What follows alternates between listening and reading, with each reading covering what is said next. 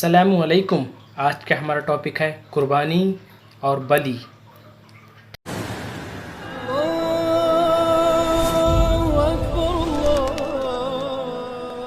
बकरीद आने वाली है। अब कुछ सांगियों के दर्द होना स्टार्ट हो गया, कुछ इस तरह। जो एनिमल किलिंग होती है वो कार्बन एमिशन को सबसे ज्यादा कंट्रीब्यूट करती है। Doctor Patra, do you eat nonveg? No, I don't. पर आपकी पार्टी के बहुत सारे कलीग खाते हैं। देखो, बिल्कुल खाना चाहिए, कोई बुराई नहीं है, मैं तो ओडिया हूँ। तो फिर एनिमल किलिंग से दिक्कत है या कोई क्या? इन्हीं व्हाट्सएप ज्ञानियों के लिए ही ये वीडियो है। और हाँ, अरे ओ नाम के मुसलमानों, ये वीडियो तुम्हारे लिए भी है, क्योंकि पढ़ना लिखना तो तुम्हें कुछ है नहीं, तुम बस गोश्त खाने के मुसलमान हो। बाद में चिल्लाते हो उसने हमारे धर्म के लिए ऐसा बोल दिया। अरे तो जवाब दो ना, जवाब दो उन्हें, मुंह तोड़। जवाब तो जब दोगे ना तुम, जब पढ़े लिखे होगे। याद रखो, आज हमारी कौम अगर पीछे है तो उसका सबसे बड़ा रीज़न यही है, आश्चर्यचकित होना। अगर चाहते हो कोई तुम्हारे ऊपर उंगली ना उठाए तो पढ़ो। खैर, बात ज़्यादा लंबी हो जाएगी, आते हैं हम अपने टॉपिक पर। पहले तो ये बताओ, भारत में कितने % आबादी मांसाहारी है? 80%।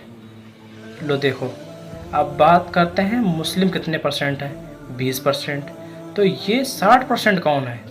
ये 60% गैर मुस्लिम है, मतलब ये मुस्लिम नहीं है, लेकिन लोगों को दिक्कत बस मुस्लिम से है। बकरीद आई नहीं और उनका ज्ञान चालू। पूरी दुनिया में भारत बीफ एक्सपोर्ट में कितने नंबर पर है? 3रे नंबर पर। इन्हें इससे कोई दिक्कत नहीं।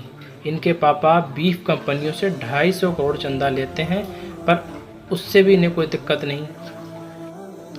इन्हें दिखता है बस मुसलमान। अरे तुम्हें अगर इतना ही पशु प्यार है तो बंद करवा दो बूचड़खाने। पूरे भारत में 72 बूचड़खाने हैं, 38 सिर्फ उत्तर प्रदेश में है।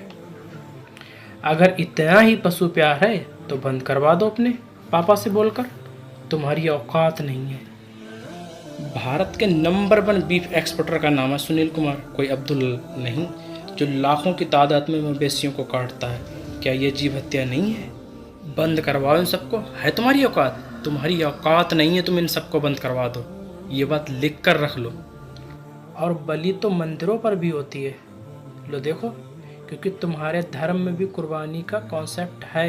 यकीन ना हो तो लो देखो, मनुस्मृति अभ्यास 5 श्लोक नंबर 39 और 40 में लिखा है। और फिर भी यकीन ना हो तो गूगल करके देख लो, आराम से देखो। गूगल मुस्लिम नहीं है भाई, इस पर नहीं बोलोगे। और एक अंदर की बात बताऊं, शिवाजी महाराज भी गोश्त यानी कि बीफ खाते थे। गूगल करके देख लो, सब पता चल जाएगा तुम्हें। होली पर लाखों करोड़ों का मीट बिकता है, उस पर भी तुम अंधे हो जाते हो और जवान पर फालिश कर जाती, उस पर तुम्हें कुछ नहीं बोलना। बस दिखाई देती है तो तुम्हें बकरी ईद, उस पर तुम्हें ज्ञान देना है। इसलिए निवेदन है, हम लोगों पर ध्यान मत दो। हमारे कर्म हमारे साथ, तुम्हारे कर्म तुम्हारे साथ। और तुम जानते भी हो इसका सीधा फ़ायदा ग्रामीण क्षेत्र को होता है। कितना बड़ा प्रॉफिट होता है हमारे किसान भाइयों को, जानते भी हो तुम इस बारे में?